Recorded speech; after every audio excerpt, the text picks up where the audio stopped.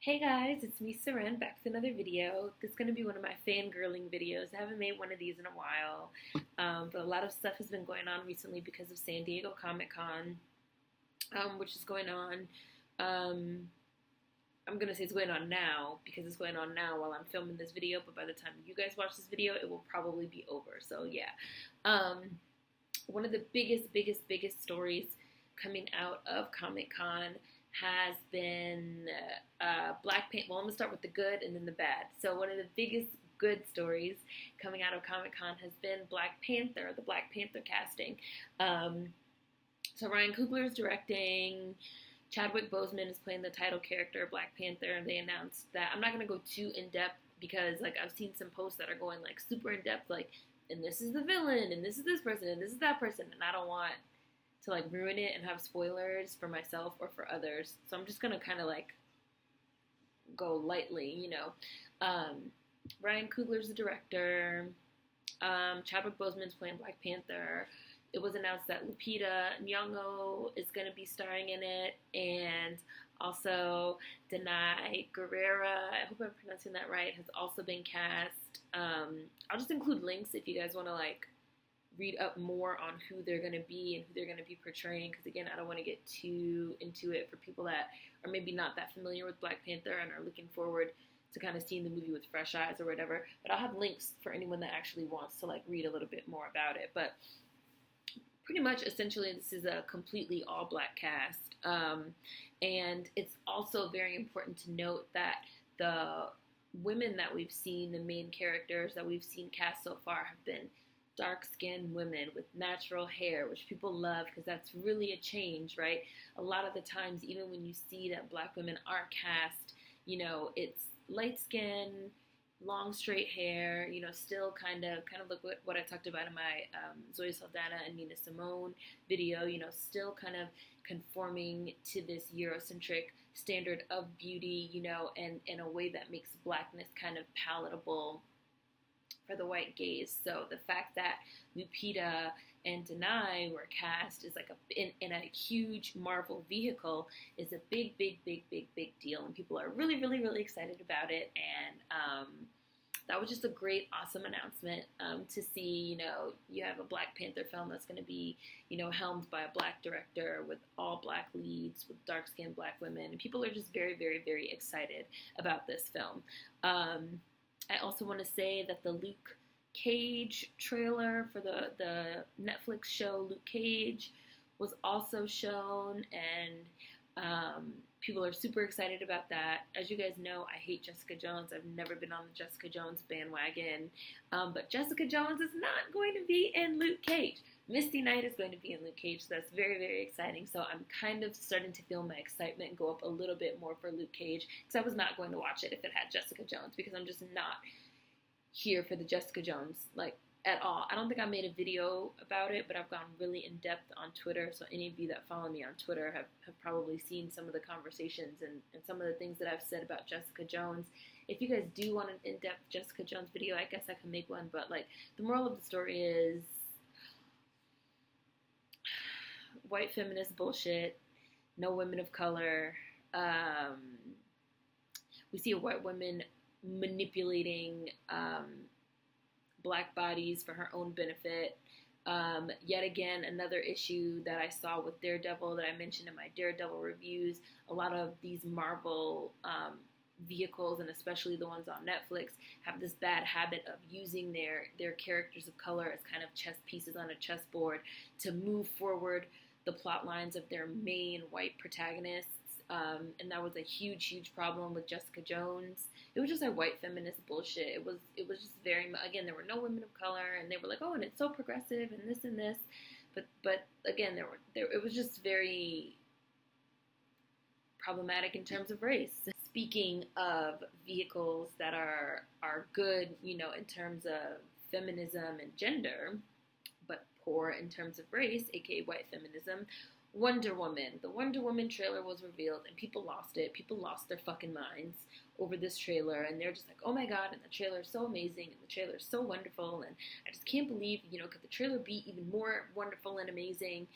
I think the Mary Sue ran a piece that was literally titled could Wonder Woman be any more amazing? And a lot of people were like, yeah, if it had women of color. So I've made a video, I want to say I might have made 2 videos at this point about Wonder Woman. Every single time any type of promotional footage was leaked, any type of, images from the set were leaked, people had questions about the racial diversity. Now, not the gender diversity, because obviously this is a movie with a woman lead. It's a huge, big budget, movie. It's the last movies we saw were like Catwoman, which was panned, and like Elektra, which was panned. So a lot is kind of riding on this Wonder Woman movie.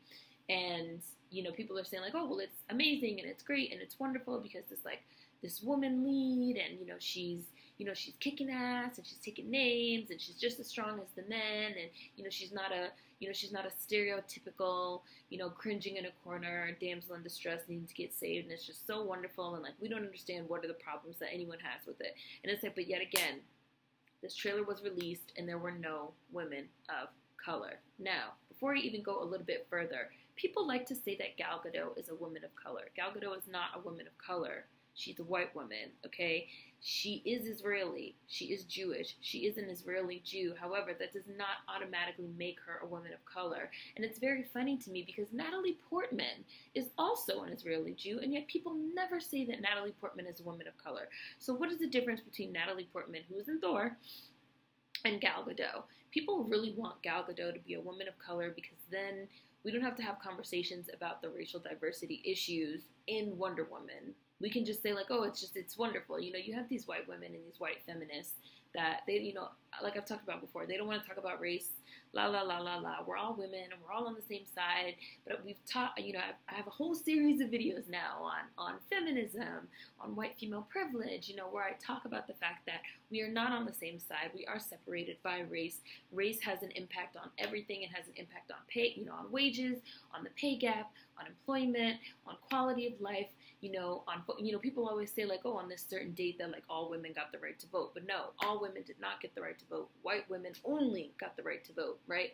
Black women got the right at a later date. Native women got the right at a later date. So they love to group us all together like as if we all have the same, rights as white women, but we don't. Our race impacts our gender. That is intersectionality. That is the way that it works. So a lot of people don't want to talk about the issues with race in Wonder Woman. And every single time there was this excuse. Patty Jenkins, who's the white female director of Wonder Woman, every time she said, Philippus, who was a black Amazon, because black Amazons of color are canon.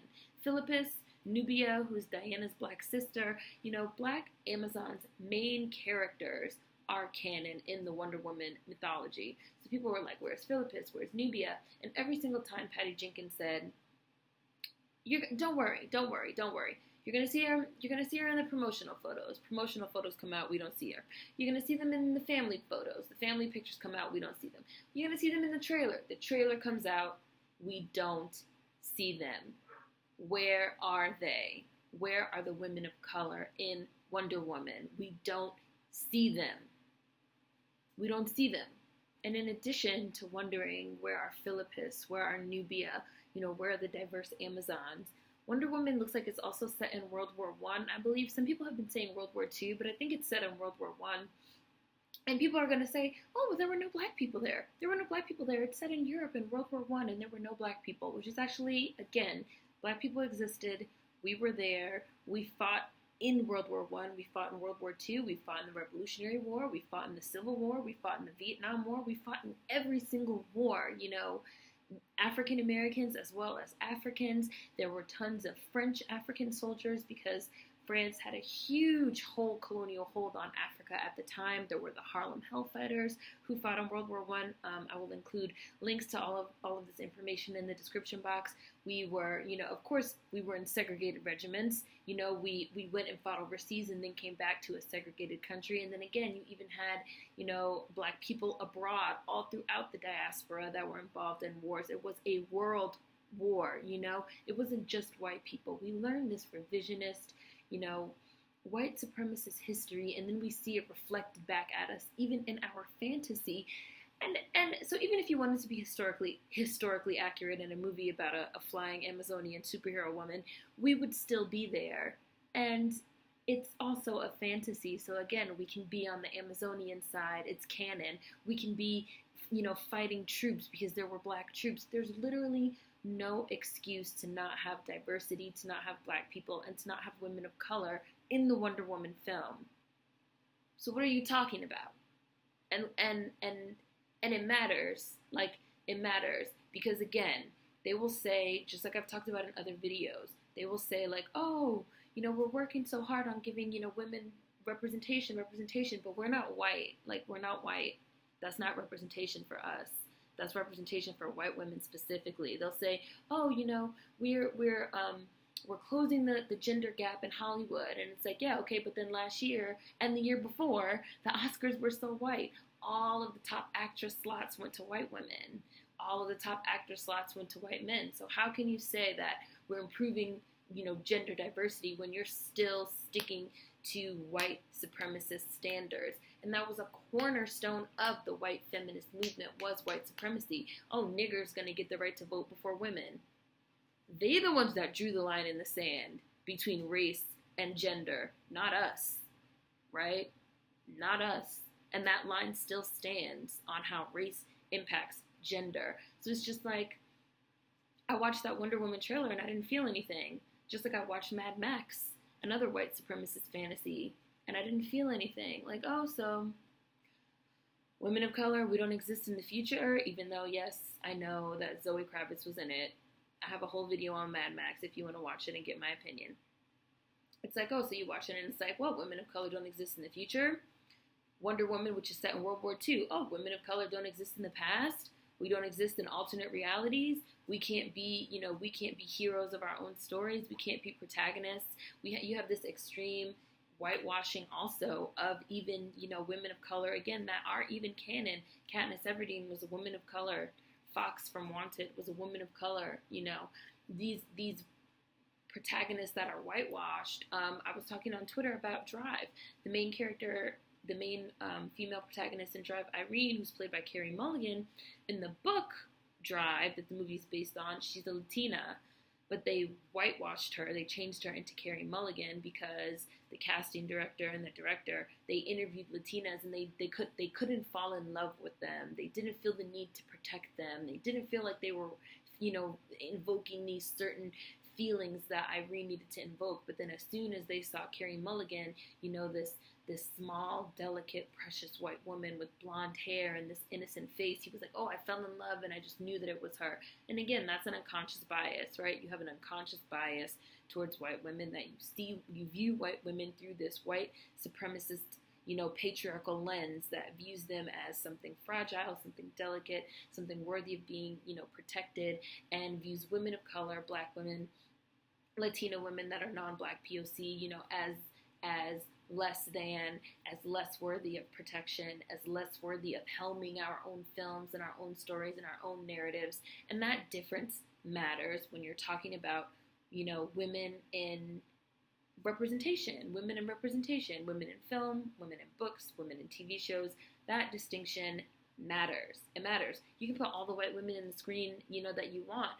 They did studies last year, which I talked about in my Oscar So White video, that showed that, like, oh yes, there were more films featuring, women leads, but the number of women of color leads remained stagnant. You know how they love to say, like, oh, and a rising tide lifts all boats. That's what the white feminists love to say. Like, oh, this is good for all of us, and trickle-down effect, and, the white women, we're going to get ours, and then you're going to get yours. Just wait. Agent Carter fans, people were like, why are there no black people in Agent Carter? Like, black people existed before 1970. People act like pre-civil rights movement, black people didn't exist in this country. Like, no, we were here, we existed, we should be represented just like everybody else.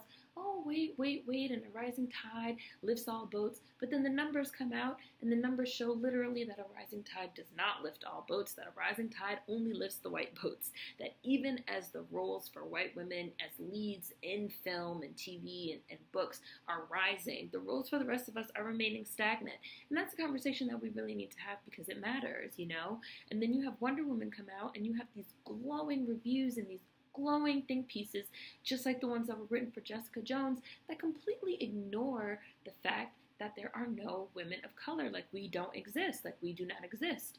Like, we don't exist. Like, we're really forced to choose between race and gender. Like, oh, well, you just have to be happy because, you know, you're a woman, just like this white girl is a woman, even though she probably spit in your face and call you a nigger, even though her ancestors fought for equality on a white supremacist platform of saying, like, well, we're better than those niggers. You know, we might be women, second-class citizens, but we're white, so we need to get our fucking rights before those niggers, you know? But they say, oh, stand with them. If it ever came a time for me to pick between black or a woman, I'm picking black every time because I'm black first. Because people look at me and they see a black woman. They don't just see a woman. They see my blackness first. My blackness impacts my gender. And that's what I'm going to pick. And that's what I deserve to see represented on screen, not just white women over and over and over and over. I'm sick of white girl faces. I've said that before. I'm sick of white girl faces. There's nothing new about it. There's nothing fresh about it. There's nothing interesting about it. There's nothing inclusive about it. You know, they're saying that Wonder Woman is this universal story for all women. Well, then why aren't there any women of color in there if it's so universal? White women are not universal. White women are not universal. Whiteness is not universal. It is not the norm. It is not the standard. We do not have the same experiences. We deserve to see ourselves represented on screen, period. Like, I don't understand what's so hard to understand about that. And I got off track a little bit. So I was talking about how Gal Gadot is not a woman of color. People like to say that she's a woman of color because she's an Israeli Jew. Now, let's get some history on Gal Gadot. We about to do the fucking Carfax, just like we had to do for Bruno Mars. The history of Gal Gadot, which she herself has said, is that she is. Hold on, let me pull it up because I have it ready to go. The history behind Gal Gadot is that she is 1/4 Polish, 1/4 Austrian, 1/4 German, and 1/4 Czech. That is her background. She is a white Eastern European. Her family immigrated from Eastern Europe to Israel. Her grandparents. Her grandparents, their original surname was Greenstein. It was not Gadot. It was Greenstein. Her parents were born in Israel and they converted, her white Eastern European parents were born in Israel. They converted to Judaism and then they Hebraized, I hope I'm pronouncing that right, they Hebraized their surname from Greenstein to Gadot. And then when Gal Gadot, who would have been Gal Greenstein, was born, she had the name Gal Gadot. And she was born in Israel, and she was raised as an Israeli Jew. Now, that does not change her racial and ethnic background. She is not ethnically or racially an Israeli Jew. Her nationality is Israeli because she was born in Israel. Her religion is Jewish or Judaism because that's the religion that her parents converted to. She is not an ethnic Jew. Her religion is Judaism and her race is white. Just like I said in my video, race, ethnicity, and nationality are not interchangeable. They are not all the same. Her race is white. Her nationality is Israeli. Her religion is Jewish. She is not a woman of color. Her family is not of color. They're white. They're Eastern European. They immigrated to Israel. They converted to Judaism, and then they changed their name. Their original surname is Greenstein. They're white. They're Polish, Austrian, German, and Czech. She herself has said that. So stop trying to say she's a woman of color. And again, it's very funny how they say that about Gal Gadot, but not Natalie Portman, who has the exact same makeup. Y'all pick and choose. Y'all pick and choose, white feminists. Y'all pick and choose. Y'all didn't want to push for Natalie Portman to be a woman of color because she was in Thor, which was still another superhero movie that was helmed by a man, right? But since now we have Wonder Woman, which is being helmed by a woman, which you guys want to tout as this universal story, all-inclusive for everyone, and, why can't we just, accept it and ride the wave? Now, all of a sudden, we want to claim that Gal Gadot is a woman of color. No, she's not. She's a white woman, period. End of story. And this movie has issues with race. Just like Jessica Jones, which you guys touted as this feminist masterpiece, had issues with race and not including women of color. Just like Mad Max had issues with race. And your I don't give a fuck. Your book, your movie, your TV show, your whatever is not feminist if it does not include women of color. I'm sorry. Sorry, not sorry. I ain't sorry. I ain't sorry. I ain't sorry. Nigga, nah, I'm not sorry. Like, it's not feminist if it doesn't include women of color. It's white feminist. It's white feminism. Just like Lena, Dunham, and Girls. Your show was set in fucking Brooklyn, even though now there aren't any black people in Brooklyn. But at the time, your show was set in Brooklyn, but you have no people of color and you have no women of color. And she goes, oh, well, I don't know any, and, they don't exist in my life. Well, then you are not a feminist. You're a white feminist. You're for white women only, and fuck the rest of us. Taylor Swift, same exact thing. White women operate by this other set of standards, and they act like we just supposed to fall in line with it. And no. So I'm not feeling Wonder Woman. I wasn't feeling the trailer. I have no desire to go watch it. I'm pretty sure Patty Jenkins is going to come out with another bullshit ass statement of keep waiting, keep waiting, keep waiting, keep waiting. First it was wait for the promotional materials, then it was wait for the trailer. Now the trailer's out. I'm sure it's going to be wait for something else. We haven't had any type of official announcement of any women of color in this movie, lead or otherwise, and I'm just not feeling it. You're not going to keep shoving it down my throat. This is so wonderful and feminist and for all women, and it's so inclusive, and it's a universal story, when it's literally, again, a white supremacist fantasy. It's a white supremacist fantasy where there are no people of color and no women of color, like as if we didn't exist. I don't watch white supremacist fantasies where I don't exist. I just don't. I don't do it.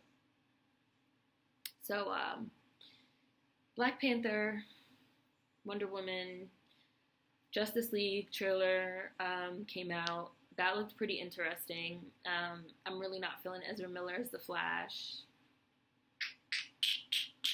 but whatever. I'm not really feeling Ben Affleck as Batman, and why does he talk like this? Why does he have the Nolan whisper? Yes, I'm Batman. But Cyborg looked cool. Aquaman was awesome. Jason Momoa, that's his name, right? Jason Momoa. Married to Lisa Bonet in real life. Even though his wife in the Aquaman movie is played by Amber Heard. Yet again, another white woman, blonde white woman. Why not cast a woman of color, a native woman? You cast a native man, why not cast a native woman to play his wife? Why does it have to be a white woman? Because women are white and POC are men. And never the two shall meet, as they say. Like, we don't exist. We don't exist. But the Justice League trailer looked cool. It was light. It was humorous. It was much lighter than what DC has done in the past. Even though I didn't see Batman vs. Superman, but I liked Man of Steel. I enjoy that type of tone, me personally. But this one looks like, they learned from the fucking critical panning of Batman vs. Superman, so they're going a little bit lighter with this Justice League, and I know they're also going a bit lighter with Suicide Squad, so that should be fun. That should work out for them. Who else? What else? Oh, Doctor Strange, which is just a whitewashed mess still. That's just a whitewashed mess. Won't be watching. Will not be watching Tilda Swinton as the Ancient One. Will not be watching, somebody called Benedict Cumberbatch Uncooked Chicken on Twitter. Will not be watching Uncooked Chicken as Doctor Strange. Not feeling that. And I feel like those are like the biggest things for me personally. Black Panther, Wonder Woman, Justice League, and Doctor Strange. Yeah, so have you guys been following along with Comic-Con? What did you guys think of that Wonder Woman trailer? What did you guys think of Justice League and all that other stuff? Let me know what you guys think in the comments. Of course, for anyone that wants, like I was saying, more in-depth coverage of Black Panther, I'll put links in the description box. I mean, Black Panther is just like the bright spot of Comic-Con, and really the bright spot of 2017 with the movies coming out, because the rest of the movies are just dropping the ball when it comes to race, and that just is what it is. So, but Black Panther I'm very excited about. It's Marvel, so hopefully they don't give him a white girl love interest, because like that's what they do, because those are the only type of women that exist in the Marvel universe as leads and love interests. Because I don't think Lupita, or I will say that I don't think Lupita, I didn't see it anywhere. I could be wrong, but I will say that I don't think Lupita or Danai is playing a love interest for Black Panther. And Black Panther, well, you know, I don't want to spoil it. So, food for thought as always. See you guys next time. Let me know what you think in the comments. Peace.